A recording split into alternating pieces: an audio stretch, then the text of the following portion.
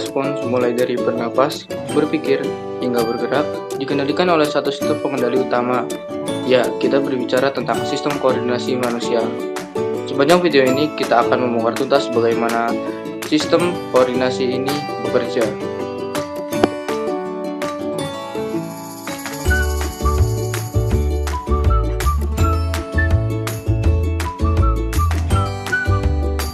Ya, yang pertama, di sini kita akan membahas mengenai sistem koordinasi. Apa sih sistem koordinasi ini? Jadi, sistem koordinasi adalah sistem yang mengatur kerja organ-organ tubuh agar saling bekerja sama dengan baik untuk mendukung fungsi tubuh. Terdiri dari apa saja sih sistem koordinasi ini? Sistem koordinasi ini terdiri dari sistem saraf, sistem indera, dan sistem hormon. Sistem-sistem ini bekerja sama untuk mengendalikan dan mengkoordinasikan gerakan tubuh, respon terhadap rangsangan, serta menjaga keseimbangan tubuh.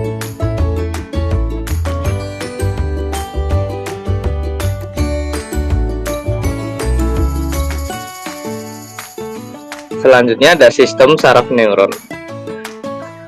Tubuh manusia punya jaringan komunikasi super cepat yang bekerja tanpa henti. Jaringan ini disebut sistem saraf. Ia bertugas menerima, mengolah, dan mengirim informasi ke seluruh tubuh sehingga kita bisa bergerak, merasakan, dan berpikir.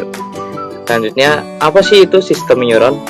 Di dalam sistem saraf terdapat jutaan sel khusus yang disebut neuron. Neuron adalah unit kerja utama sistem saraf, seperti kabel kecil yang mengirim pesan listrik dari satu bagian tubuh ke bagian lainnya. Neuron memiliki beberapa bagian dengan fungsi yang berbeda-beda, dimulai dari dendrit yang bertugas menerima sinyal dari neuron lain. Sinyal kemudian masuk ke badan sel yang berisi nukleus, pusat pengatur seluruh aktivitas sel. Selanjutnya menuju badan akson, tempat impuls listrik mulai dibentuk. Sepanjang akson terdapat sel Schwann dan selubung mielin yang berfungsi mempercepat hantaran sinyal.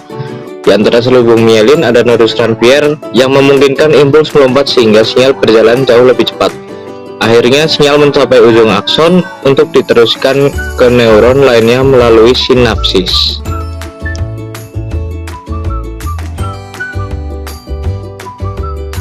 Selanjutnya ada jenis-jenis neuron.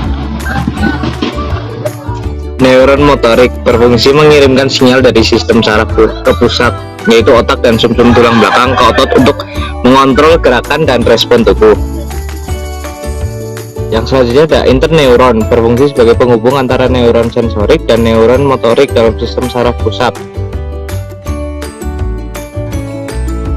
Selanjutnya ada neuron sensorik, yaitu berfungsi mengantarkan impuls atau rangsangan dari organ indera atau lingkungan menuju sistem saraf pusat.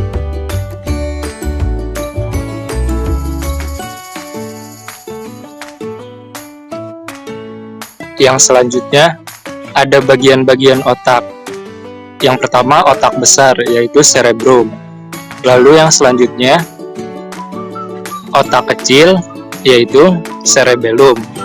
Dan yang terakhir ada batang otak, yaitu brainstem. Otak besar berfungsi sebagai pusat pengendali kesadaran, berpikir, mengingat, dan mengatur gerakan sadar. Otak kecil berfungsi sebagai menjaga keseimbangan, mengatur koordinasi gerak, dan membuat gerakan tubuh jadi halus dan terkontrol. Batang otak mengatur fungsi otomatis seperti pernapasan, detak jantung, refleks, dan komunikasi antara otak dan seluruh tubuh. Jadi, inilah alasan sistem koordinasi itu penting. Coba bayangkan saja, kalau tubuh kita bekerja tanpa ada pengaturan, pasti kacau balau kan? Nah, disinilah sistem koordinasi berperan. Menyatukan semua aktivitas tubuh, mulai dari gerakan, pikiran, sampai respon cepat terhadap lingkungan.